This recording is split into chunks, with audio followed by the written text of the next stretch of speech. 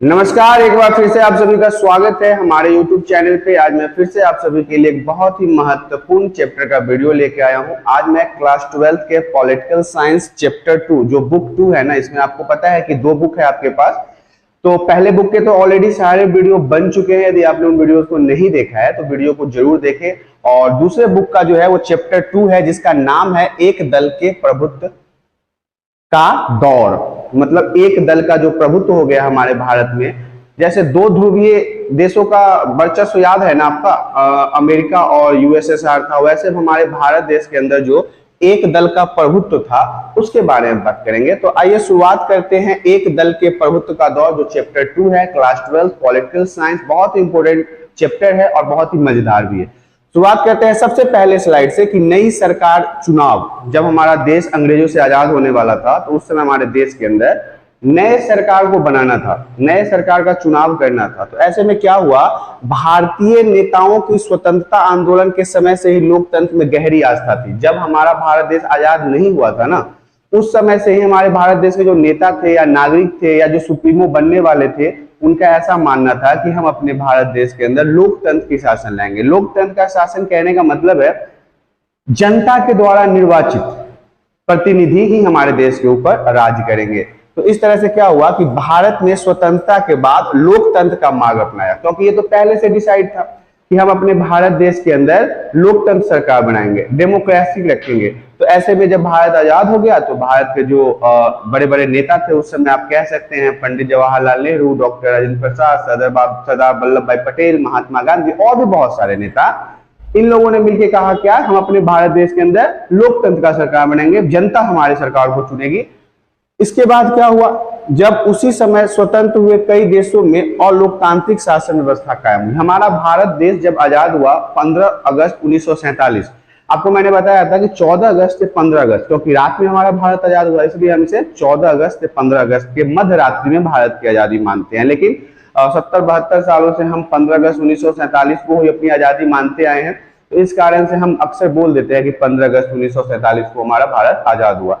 इसी समय, इसी दरमियान श्रीलंका, पाकिस्तान और भी बहुत सारे ऐसे देश हैं जो आजाद हुए थे ब्रिटिश के शासन से, अंग्रेजों के शासन से। लेकिन सभी देशों के अंदर लोकतंत्र का सरकार नहीं आया था। आपको पता है कि पाकिस्तान के अंदर लोकतंत्र का सरकार नहीं है, यहाँ पे सैन्य शक्ति का शासन है।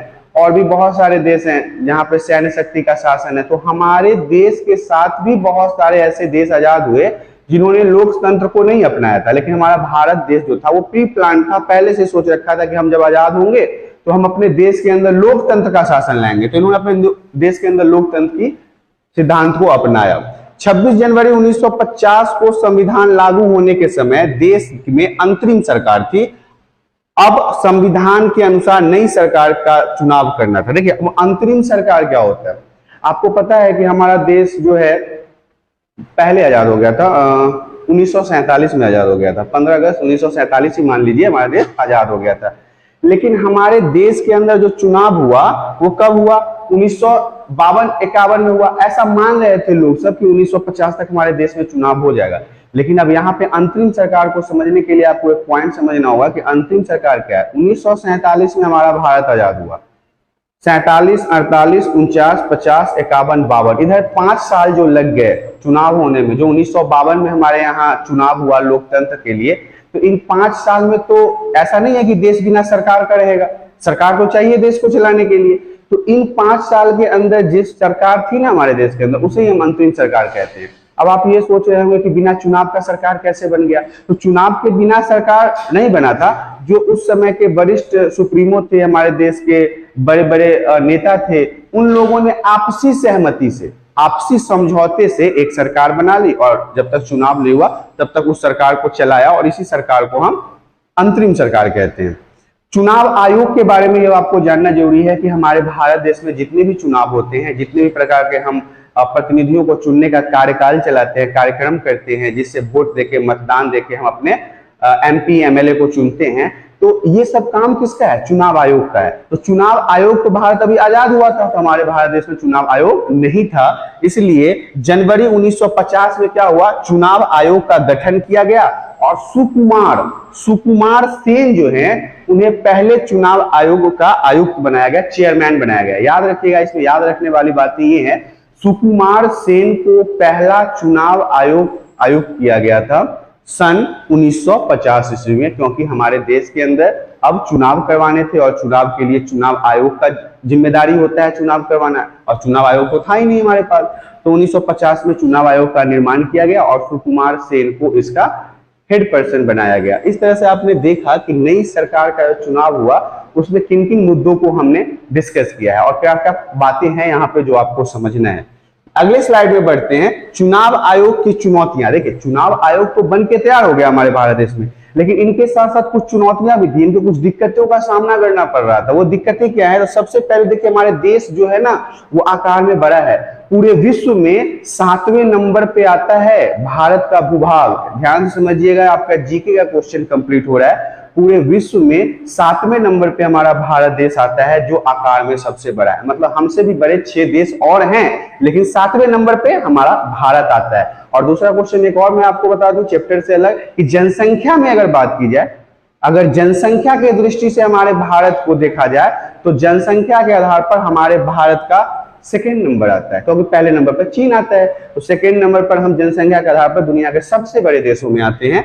अब देखिए, जनसंख्या अधिक है, आकार बहुत बड़ा है, ऐसे में स्वतंत्र और निष्पक्ष चुनाव कराना मुश्किल था। अब इतनी जनसंख्या है, आपको पता है कि जब हमारा भारत देश आजाद हुआ उस समय हमारे भारत देश के अंदर जो चुनाव देने वाले लोगों की संख्या थी वो 17 करोड़ थी। 17 करोड़ मतदाता थे जिन्हें वोट देना था। और यहाँ पे अगर टोटल जनसंख्या की बात की जाए तो 17.5 करोड़ जनसंख्या हमारे भारत देश का था। कुल जनसंख्या 1950 के लमसम में हमारे भारत देश का 37.5 करोड़, जिसमें से वोट देने वाले मतदाता जो थे वो 17 करोड़ थे। और उस समय एक बात और बता दो कि वोट देने का जो उम्र था, मत देने का जो आयु था, वो 18 साल नहीं हुआ करता था, उस समय 21 साल हुआ करता था। 21 साल के लोग ही वोट दिया करते थे, मतदान दिया करते थे। तो जो चुनाव आयोग को जो प्रॉब्लम हो रही थी, परेशानी हो रही थी, उसमें उसका जनसंख्या था। इतने बड़े देश के जनसंख्या को हम कैसे चुनाव करवाएं? आकार बहुत बड़ा था, कोई छोटा सा तो जगह है नहीं कि आइए भाई बैठ जाइए, 4-5 लोग बैठ जाते हैं, हाँ बताओ भाई किसको वोट दोगे, ऐसा तो सिस्टम नहीं है। जनसंख्या बड़ा था, आकार बड़ा था, मतदाता सूची बनाने के मार्ग में बाधाएं आई। अब पूरे भारत देश के अंदर जो सर्वेक्षण हुआ, उसमें कौन से लोग वोट देने लायक हैं उनका सूची बना। मतदाता सूची जानते हैं ना, अक्सर हमारे गांव वगैरह में या शहरों में भी लोग आते हैं सर्वेक्षण, सरकारी दफ्तर से लोग आते हैं, उन्हें पता करना होता है कि 18+ कौन है, मतलब 18 से बड़ा कौन है। अभी के समय में, उस समय 21+ हुआ करता था, वो आके हमारे नाम को दर्ज करते हैं, उसके बाद हम मतदान देने के योग्य बन जाते हैं। तो ऐसे ही मतदाता सूची की जब बात आई तो उसमें बाधाएं थी। पहली मतदाता सूची आई तो उसमें 40 लाख महिलाओं का नाम ही दर्ज नहीं हुआ। सर्वेक्षण हुआ, हमारे देश के सुप्रीमो लीडर ने कहा कि आप सर्वेक्षण कीजिए और मतदाता का नाम कलेक्ट कीजिए। लोग उस समय इतना शिक्षित नहीं थे, इतना टेक्नोलॉजी हाई नहीं था, इतनी समस्याएं आ रही थी ना कि 40 लाख महिला छूटी गई। 17 करोड़ मतदाता सूची में 40 लाख महिलाएं छूटी गई। छूट क्या गई मैं आपको बताता हूं। अभी का सर्वेक्षण जो होता है वो परफेक्टली होता है, बिल्कुल सही तरीके से किया जाता है कि नाम क्या है, पिता का नाम क्या है, उम्र क्या है, पिता का उम्र क्या है, कितने बच्चे हैं, घर में क्या क्या है, गाड़ी है, टीवी है, बंगला है, क्या क्या है आपके पास, ये सारी डिटेल्स हम लिखते हैं। उस समय क्या हुआ, जब सर्वेक्षण हो रहा था 40 लाख महिला के साथ क्या हुआ कि इनके पुरुषों के जब पूछा गया, मतलब इनके पुरुष जब घर पे सर्वेक्षण के लिए नाम लिखवा रहे थे तो इन्होंने लिखवा दिया ये फलाने की वाइफ है, ये फलाने की बेटी है। सपोज कर लीजिए कि इसने कह दिया ये राम सिंह की पत्नी है। वोटर लिस्ट में ऐसा नाम आ गया कि राम सिंह की पत्नी है, राम सिंह की बेटी है। ऐसे काम थोड़ी ना चलेगा, वहां तो नाम चाहिए ना। चुनाव आयोग देखा कि भाई तूने ये क्या तहलका मचा लेके सर्वेक्षण किया है, 40 लाख लोगों में तुम फलाने की बेटी, राम सिंह की बेटी, अरे भाई नाम चाहिए ना, हमें तो नाम से मतलब है। चुनाव आयोग भड़क गया, कहता ये क्या सर्वेक्षण की हो, ये सर्वेक्षण में मान्य नहीं होगा, ये नहीं चलेगा, ये तो तुम गलत कर दिए, दूसरा बार करवाओ, दूसरा सर्वेक्षण करवाओ। अब बताइए, एक तो पहले ही 5 साल लेट हो गया चुनाव में। 1947 में भारत आजाद हुआ, 1952 में पहला चुनाव हुआ, 5 साल बीच में गैप हो गया, 5 साल में यही सब तैयारी हुआ, फिर से अगर चुनाव आयोग अगर ये कह दे कि ये मान्य नहीं होगा, ये सही नहीं होगा, तो फिर से 5 साल चाहिए। तो यहाँ पे बहुत सारे समस्याएं आ रही थी, 40 लाख महिला छूट गई थी। अधिकारी और चुनाव कर्मी को प्रशिक्षित करना था। जो भी अधिकारी चुनाव करवाते, वोट करवाते, देखते हैं ना कि शहरों में या गांव में जब चुनाव के समय में आप बाहर से अधिकारी आते हैं, वहां पे बूथ बनाया जाता है, बूथ पर उस जगह के लोग आके मतदान करते हैं। उस समय तो किसी को जानकारी ही नहीं था कि वोट कैसे लेंगे, उनके पास वो नॉलेज नहीं था, तो उनको ये नॉलेज देना था, उनको शिक्षित करना था।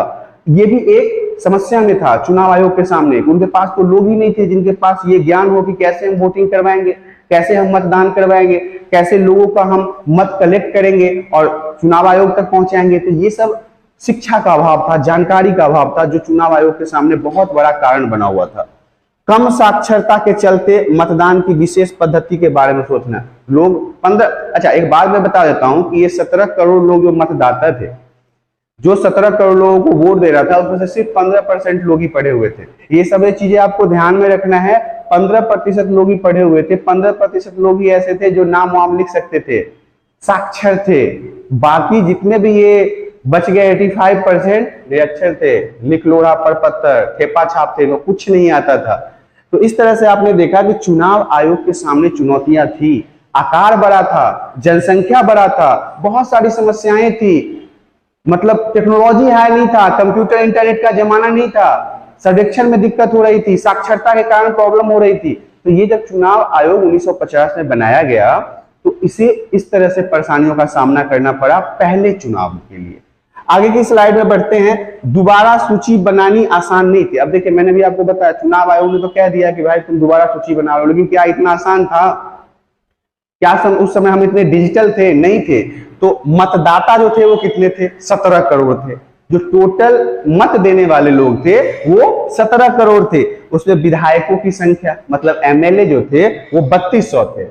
अगला जो है वो लोकसभा सांसद है जो 489 है। 489 लोकसभा सांसद थे और साक्षर मतदाता सिर्फ 15% थे, मतलब 15% लोग ही साक्षर थे। तो ये दोबारा सूची बनाने की जो बात चल रही थी, इसमें ये समस्याएं थी कि 17 करोड़ जनता का आप कैसे फिर से सर्वेक्षण करोगे?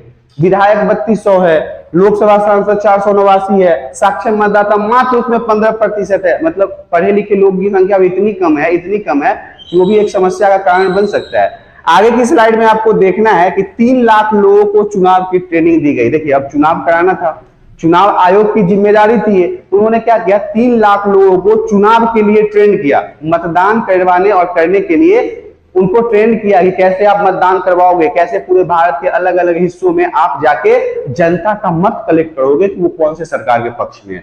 भारत में एक दल का प्रभुत्व दुनिया के अन्य देशों में एक पार्टी प्रभुत्व से इस प्रकार भिन्न रहा। हमारे भारत में उस समय सिर्फ और सिर्फ कांग्रेस था। ये जो आज के समय में आपको बहुत सारे छोटी छोटी पार्टियां दिखाई दे रही होंगी, छोटी नहीं, अब तो कांग्रेस से भी बड़ी बड़ी पार्टी है भारतीय जनता दल पार्टी, जिसे हम बीजेपी के नाम से जानते हैं, और भी बहुत सारे पार्टी हैं, समाजवादी पार्टी है, बहुत सारे छोटे छोटे लोकल पार्टीज भी हैं। उस समय ये सब नहीं था, उस समय सिर्फ और सिर्फ कांग्रेस की पार्टी थी। हालांकि ये सिर्फ भारत में ही नहीं था, भारत के अलावा भी अन्य देशों में बहुत सारे ऐसे देश हैं, मैं क्यूबा की बात कर लूं, चीन की बात कर लूं, मैक्सिको की बात कर लूं, ये सब जो देश हैं, इन देशों में सिंगल पार्टी, रूस की बात कर लूं, ये सब सिर्फ और सिर्फ सिंगल पार्टी को अलाउ करते हैं। तो भारत में भी उसमें सिंगल पार्टी था, लेकिन हम भिन्न थे, हम अलग थे और देशों की अपेक्षा। जो और देशों की पार्टीज थी ना, उनसे हम अलग थे, हम भिन्न थे। अब कैसे भिन्न थे? तो मैक्सिको में मैंने आपको बताया है, मैक्सिको में मैंने बताया कि पीआरआई की स्थापना 1929 में हुई। मैक्सिको में पीआरआई एक पार्टी है जिसकी स्थापना 1929 में हुई, जिसमें मैक्सिको में 60 वर्षों तक शासन किया, परंतु इसका रूप जो परिपूर्ण तानाशाही था। मैक्सिको देश है, वहां पे पीआरआई की स्थापना की गई। पीआरआई एक पार्टी थी जिसने वहां पे लगभग 1929 में स्थापना की गई। याद रखिएगा, पीआरआई की स्थापना 1929 में हुई। 60 वर्षों तक, 60 ईयर तक इन्होंने मैक्सिको पे शासन किया, लेकिन इनका शासन करने का जो तरीका था वो बिल्कुल तानाशाही था। तानाशाही कहने का क्या मतलब है? ये किसी की भी नहीं सुनते थे, इनकी पार्टी का जो मन हो वो करेंगे, इनके पास कोई कॉन्स्टिट्यूशन नहीं था, कोई संविधान नहीं था, बिल्कुल तानाशाह थे, किंग जोंग की तरह। याद है ना किंग जोंग?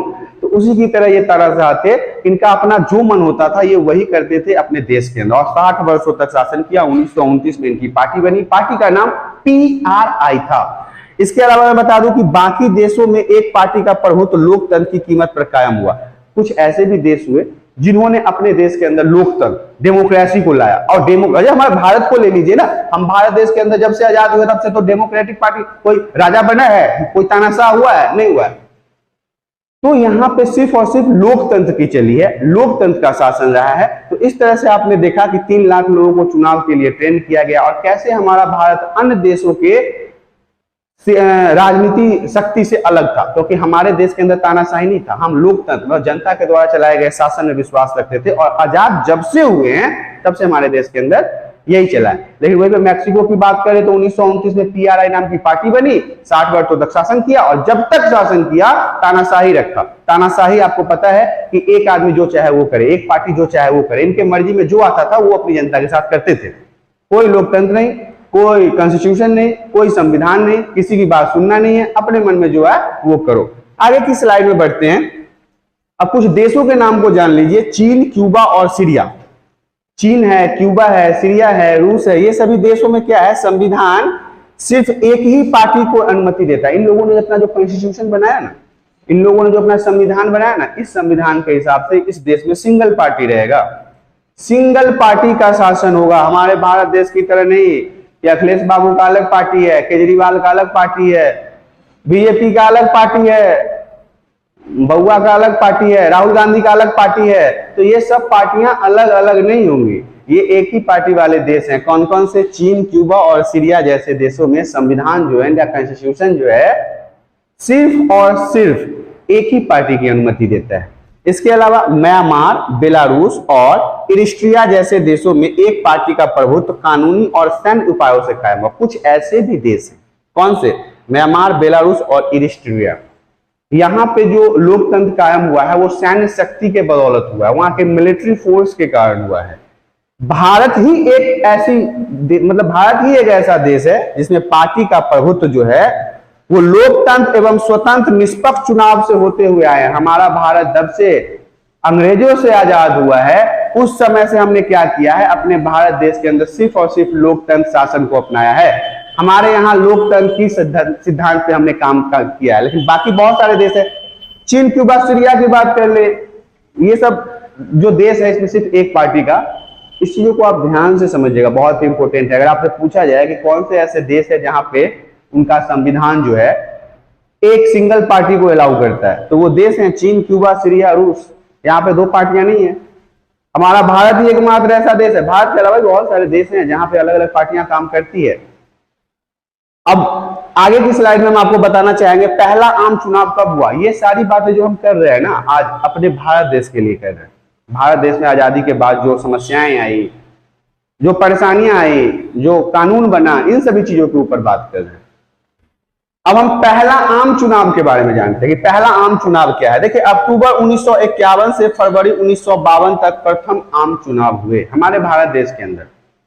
हमारे भारत में जो आम चुनाव हुआ, मतलब जनता के लिए जो चुनाव रखा गया, जो सरकार का चुनने का तरीका था, वो कब हुआ? अक्टूबर 1951 से फरवरी 1952 तक प्रथम आम चुनाव। ध्यान से समझिएगा, प्रथम आम चुनाव हुआ। पहले 3 आम चुनावों में भारतीय राष्ट्रीय कांग्रेस का प्रभुत्व रहा। ध्यान से, बिल्कुल ध्यान से फोकस कीजिए। 1952 में पहला आम चुनाव, फिर इसके बाद जो दूसरा आम चुनाव हुआ उसमें, और फिर तीसरा जो आम चुनाव हुआ 1961 से 1962 तक, उस तीनों आम चुनाव में 5-5 साल पर चुनाव होता था। इन तीनों चुनाव में ना कांग्रेस का प्रभुत्व था। कांग्रेस का प्रभुत्व मतलब कांग्रेस भारी संख्या में जीता, हमारे भारत देश के अंदर बहुमत से जीता। पूरा पार्टी मतलब जनता जो था इस पार्टी को सपोर्ट कर दिया, कांग्रेस को। तो पहले 3 आम चुनाव जो भारत में हुए उसमें कांग्रेस का प्रभुत्व रहा। कांग्रेस बहुत ही अधिक वोटों से जीता। चुनाव अभियान मतगणना में 6 मंथ लगे तथा कांग्रेस की जीते। अब चुनाव तो हुआ, लेकिन अभी के समय में तो हम डिजिटल नहीं है ना, कंप्यूटर से वोट गिन लेंगे। आदमी के द्वारा वोट गिना गया और 17 करोड़ मतदाता ने वोट दिया था। चुनाव के वोट गिनने में ही 6 महीने लग गए। चुनाव होने के बाद 6 महीने तक वोट की काउंटिंग दिन रात चल रही थी, और काउंटिंग होने के बाद 6 महीने लगे, तब जाके पता चला कि कांग्रेस पार्टी की जीत हुई है। ध्यान से समझिएगा, अक्टूबर 1951 से फरवरी 1952 तक पहला आम चुनाव हुआ। पहले आम चुनाव के बाद 2 और चुनाव हुए 5-5 साल पे, उन सब में भी कांग्रेस की जीत हुई। लेकिन चुनाव अभियान में क्या हुआ कि इनके वोट गिरने में 6 महीने लग गए, 6 महीना लग गया, तब जाके पता चला कि कांग्रेस की जीत हुई। सफल मतदान देखकर आलोचकों का मुंह बंद हो गया। इसकी सफलता ने इतिहास में पत्थर सा, देखिए जब हमारे यहाँ क्या हुआ कि महिला को वोट देने का अधिकार दिया गया। आपको पता है कि बहुत सारे ऐसे देश हैं जहां पे महिलाओं को वोट देने का अधिकार नहीं था। अमेरिका उन्हें 1920 में दिया है महिलाओं को वोट देने का अधिकार। ये दुबई की बात कर ले तो यह हाल फिलहाल में कुछ वर्ष पहले तक दिया। सबसे लास्ट में महिलाओं को मत देने का अधिकार ये दुबई नहीं दिया है, सऊदी अरबिया ने दिया है। तो उस समय जो यूरोपियन कंट्री थे ना, बड़े बड़े यूरोपियन कंट्री, वो हमारा मजाक उड़ाते थे, देखो ये महिलाओं को मत देने का अधिकार, हम पे हंसते थे। लेकिन जब हमारा चुनाव हो गया, पहला दूसरा तीसरा सफलता पूर्वक हुआ, तो आलोचकों का मुंह बंद हो गया। वो कहते हैं ना, कमेंट करने वाले करेंगे, जलने वाले जलते ही रहते हैं, हमें अपनी सफलता से उनका मुंह बंद करना होता है। ऐसा ही भारत ने किया, आम चुनाव किया, बहुत अच्छा से बीता, पहला दूसरा तीसरा सब में कांग्रेस जीता।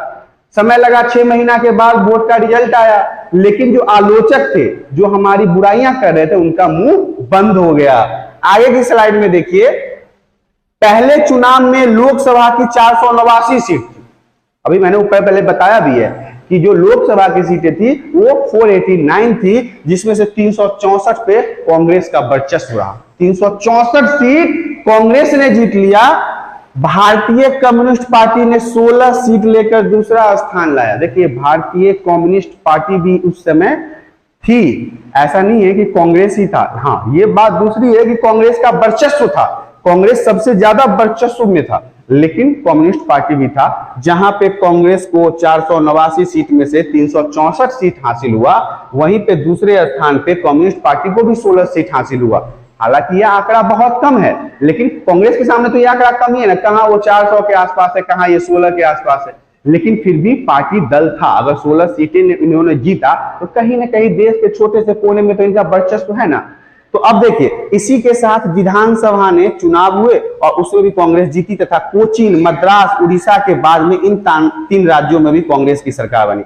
अब ये लोकसभा का चुनाव हो गया, उसके बाद विधानसभा का चुनाव हुआ, जिसमें इन्होंने जीत हासिल की कोचीन में, मद्रास में, उड़ीसा में, और बाद में इन्हीं तीनों राज्यों में इन्होंने फिर से अपना सरकार बनाया। किसने? कांग्रेस ने। लोकसभा में भी इन्होंने जीता, विधानसभा में भी इन्होंने जीता, और दोनों जगह अपनी सरकार का निर्माण किया। 1957 में क्या हुआ? केरल के कम्युनिस्ट पार्टी की सरकार बनी। अब देखिए, अब यहां पे एक पॉइंट ऐसा आता है जो आपको समझना पड़ेगा। केरल में क्या हुआ कि आपको 1957 में कम्युनिस्ट पार्टी का सरकार बन गया। कम्युनिस्ट पार्टी अकेले नहीं बनाया था, इसने गठबंधन में सरकार बनाया था। ये सारी बातें एनसीईआरटी में मिले न मिले आपको जान लेना बहुत जरूरी है कि केरल में 1956 में कम्युनिस्ट पार्टी ने गठबंधन में सरकार बनाया था। 2 अलग अलग पार्टियों ने मिलकर बनाया था। यहाँ पे कांग्रेस बेचारा पीछे रह गया, क्योंकि 126 टोटल सीट थी। कुल सीटों की संख्या वहां पे 126 थी, जिसमें से 60 सीट इसको आया था, कांग्रेस को। तो जो बाकी 2 पार्टी थी ना, उन्होंने मिलकर गठबंधन में वहां पे सरकार बना ली। लेकिन ये बात हजम नहीं हुई कांग्रेस को, ये बात हजम नहीं हुई, और उन्होंने क्या किया वो सुन लीजिए। एनसीईआरटी में नहीं है, फिर भी आपको जानना जरूरी है। जब यहाँ केरल में एक बात और बता दूं कि हमारे पूरे भारत में केरल ही एकमात्र ऐसा रहा है जहां पे अभी भी कम्युनिस्ट पार्टी का दबदबा है। वहां पे कम्युनिस्ट का बहुत ज्यादा बोलबाला है, पूरे पकड़ है पूरे केरल में। उस समय भी था और आज भी है। लेकिन यहाँ पे क्या हुआ, जब 1957 में केरल में कम्युनिस्ट पार्टी ने गठबंधन में सरकार बना लिया, जवाहरलाल नेहरू जी की जल गई। उन्होंने कहा भाई पूरे भारत देश में हमारा सरकार है, यहाँ पे कैसे? उनके बात आन शान पे हो गई। उन्होंने एक गलती की कि अगर राज्य सरकार चलाने योग्य नहीं है तो वहां उनको हटा दिया जाता है। इन्होंने यह जबरदस्ती कर दिया, धारा के तहत इन्होंने धारा को लगा के उनकी सरकार को जबरदस्ती वहां से हटा दिया, क्योंकि ये जवाहरलाल नेहरू जी के ईगो को हर्ट कर गया कि यहाँ पे ये सरकार कैसे बनी, जबकि पूरे भारत में तो हमारी सरकार है। तो इन्होंने गलती से, जोर जबरदस्ती से, कहते हैं ना कि इनका जो खानदानी पेशा है कुकर्म करने का, वो पहले से ही चलता आ रहा है। तो पंडित जवाहरलाल नेहरू ने वहां पर जोर जबरदस्ती से उनकी सरकार को हटा दिया और फिर से अपना वर्चस्व जमा लिया। आगे की स्लाइड को देखिए। कांग्रेस के प्रभुत्व का कारण क्या कारण है कि कांग्रेस का प्रभुत्व इतने लंबे समय तक हमारे भारत देश पे रहा, और उस समय भी कांग्रेस का प्रभुत्व और पार्टियों से ज्यादा था, कम्युनिस्ट पार्टी से ज्यादा था। क्या कारण थे, किन कारणों से कांग्रेस? आप सभी को पता है कि जब हमारा भारत आजाद नहीं हुआ था उस समय भी जो यहाँ पे राज करते थे वो महात्मा गांधी जी, पंडित जवाहरलाल नेहरू जी, ये सब कौन से पार्टी के थे? कांग्रेस पार्टी के। इनका दबदबा था, जनता देखती थी कि हमारे आजादी के लिए लड़ाई कौन लड़ रहा है, तो महात्मा गांधी जी, पंडित जवाहरलाल नेहरू जी। क्योंकि पंडित जवाहरलाल नेहरू जी, महात्मा गांधी जी के साथ रहने वाले जो अन्य नेता थे वो वीर भगत सिंह की कुर्बानी को भुलावा देना चाहते थे, चंद्रशेखर आजाद की कुर्बानी को भुलवा देना चाहते थे, सुभाष चंद्र बोस की आजादी के लिए जो लड़ाई लड़ा था उन्होंने, उसका इनके लिए कोई महत्व नहीं था। ये सिर्फ अपने गद्दी अपने पाने के लिए, अपने राज्य में अपनी प्रशंसा के पात्र बनना चाहते थे। इस कारण से जनता भी तो यही देखती थी ना कि जिसका चेहरा सामने हो उसे वो ज्यादा महत्व देती थी। तो ऐसा हुआ, कांग्रेस पार्टी को स्वाधीनता संग्राम का विरासत हासिल था। शुरुआत से ही आपने देखा कि आजादी के समय से ही कांग्रेस पार्टी जो है वो लड़ाइयां लड़ी हैं, कई सारी लड़ाइयां लड़ी हैं। तो इसलिए जनता ये देखती थी कि हमको आजाद करवाने वाले कौन है? महात्मा गांधी जी हैं। हमको आजाद करवाने वाले कौन है? पंडित जवाहरलाल नेहरू जी हैं। हमको आजाद करवाने वाले कौन है? यही सब इनके चेले चपेटे हैं। लेकिन ये कोई नहीं देखा कि इसके लिए फांसी चढ़ गए भगत सिंह, चंद्रशेखर आजाद, सुभाष चंद्र बोस, ये सब कहां गए? इन लोगों को विलुप्त कर दिया कांग्रेस ने, इन लोगों को विलुप्त कर दिया पंडित जवाहरलाल नेहरू ने। गुलाब बांटते बांटते, ये गुलाब बांटते थे, ये देश के जनता में गुलाब बांटते थे। इनकी कुछ तस्वीरें आपको मिलेगी गूगल पे, देखना ये कैसे गुलाब बांटते थे। अब देखिए, तब के दिनों में यह मात्र एक पार्टी थी, उस समय यही एक मात्र पार्टी थी जिसका संगठन पूरे भारत में मजबूत था, पूरे देश में फैला हुआ था। कांग्रेस का जड़ भारत के सभी राज्यों में था, हर जगह पर था, हर कोने में था। इसीलिए इनका वर्चस्व काफी लंबे समय तक हमारे भारत में रहा, आजादी से लेके और अभी कुछ दिनों पहले तक इनकी वर्चस्व यहाँ पे मौजूद था।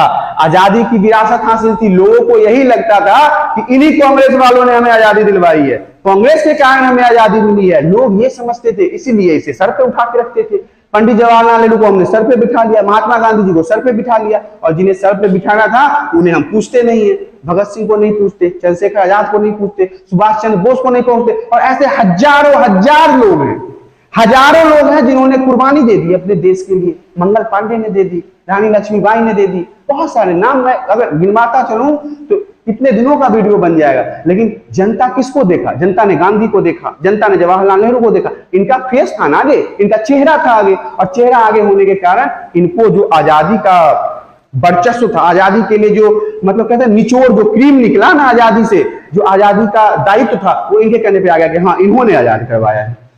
इस पार्टी में जवाहरलाल नेहरू जैसा लोकप्रिय और इस करिश्माई नेता था जो चुनाव के समय पार्टी की अगुवाई की और पूरे देश का दौरा किया। जी जी जी जी जी, जवाहरलाल नेहरू जैसा लोकप्रिय और करिश्माई नेता। तो कहां गई था इनका ये करिश्माई और लोकप्रियता जब भारत के टुकड़े टुकड़े हो रहे थे? क्यों सरदार वल्लभ भाई पटेल को अपना दिमाग चलाना पड़ा? जब इतने ही जानकार थे, जब इतने ही ज्यादा बुद्धिमान थे, तो देश को एकत्रित कर लेते ना। उस समय तो दिमाग चला नहीं, फिर भी एनसीईआरटी में दिया हुआ है, पढ़िए। ये करिश्माई नेता थे, लोकप्रिय थे, होंगे ना। जनता को जो दिखाया जाएगा, जनता आज तक जनता को हम जो दिखाते हैं जनता वही समझता है ना। जनता जो देखती है उसमें विश्वास करते हैं, उसे अंदर का बात क्या पता कि ये अंदर से कितने करप्ट थे, अंदर से कितने गंदे थे, उन्हें ये सब चीज नहीं पता था। अब उस समय जो क्या हुआ कि आजादी को लेके, चुनाव को लेके, भारत के संविधान को लेके पंडित जवाहरलाल नेहरू सामने खड़े हो गए कि हाँ हाँ हम कर लेंगे, हम ही है ना, हम ही है सब, हम सब देख लेंगे। जनता समझा रहे भाई सही में ही बहुत महान नेता है, आजाद करवाया है। जनता राजतंत्र को खत्म किया, तानाशाही को खत्म कर दिया, ब्रिटिश को भगा दिया, सब काम तो यही सब किया है, महात्मा गांधी ने किया है और पंडित जवाहरलाल नेहरू ने किया। सब आदमी उसको लोकप्रिय बना दिया, लोकप्रिय हो गए, जनता के दिलों पे छा गए गुलाब का फूल लेके। इस तरह से पूरे देश का उन्होंने दौरा भी किया था। हाँ हाँ तो अब करेंगे ना सारा काम। अब मंत्री बनने का समय था, पहला प्रधानमंत्री बनने का समय था, वर्चस्व कमाने का समय था, इतिहास में अमर होने का समय था। तो ऐसे में पंडित जवाहरलाल नेहरू ने पूरे देश का दौरा किया, वोट मांगा कि वोट दो, हम प्रधानमंत्री बनेंगे, हम अच्छा सरकार चलाएंगे, तुम लोग को ये वो अलाना ठिकाना दिस दैट कर देंगे, सब कुछ पढ़ा दिया। आगे की स्लाइड को देखिए। कांग्रेस एक ऐसी पार्टी थी जो सभी को साथ लेकर चलती थी। जी, शुरुआत में तो कुछ ऐसा था कि हमारे देश के हिंदू मुस्लिम इनके अंदर में भी जो बंटवारे थे, कोई ऊंची जाति का छोटी जाति का, सबको साथ में लेके चलता था। हिंदू मुस्लिम, अमीर गरीब, वामपंथ, दक्षिण पंथ, नरमपंथी, गरमपंथी, मजदूर, किसान, उद्योगपति, सबको कांग्रेस साथ में लेके चलती थी। कहा जाता है, ऐसा माना जाता है कि सबको साथ में लेके चलती थी, ऐसा है एनसीईआरटी में लिखा हुआ। लेकिन कुछ ही स्लाइडों के बाद आप पढ़ेंगे कि ये सिर्फ और सिर्फ पूंजीपतियों का पार्टी था। इन्हीं के लोग, डॉक्टर राम मनोहर लोहिया ने कहा था कि कांग्रेस के अंदर सिर्फ पैसे वाले का डिमांड है, जो पैसे वाले हैं उनका इज्जत ज्यादा होता है। तभी ना राम मनोहर लोहिया अपना अलग पार्टी बना लिए थे। वो आगे पढ़ेंगे, पहले यहां देखिए। कहा जाता है कि कांग्रेस एक ऐसा पार्टी था जिसमें अमीर गरीब, हिंदू मुस्लिम, सिख ईसाई, बौद्ध, जैन, सब, इसके अलावा वामपंथ, दक्षिण पंथ, नरमपंथी, गरमपंथी, मजदूर, किसान, उद्योगपति, सबका पार्टी था, सबको साथ में लेके चलता था, ऐसा एनसीईआरटी कहता है। हम तो नहीं मानते हैं। कांग्रेस में विभिन्न वर्गों में हुए विवादों को सुलझा लेती थी। आज देख रहे हैं ना कांग्रेस का हाल, सोनिया गांधी और पप्पू का हाल। ये तो मेरे को लगता है ये तो मुल्लों की पार्टी है, मुसलमानों की पार्टी है।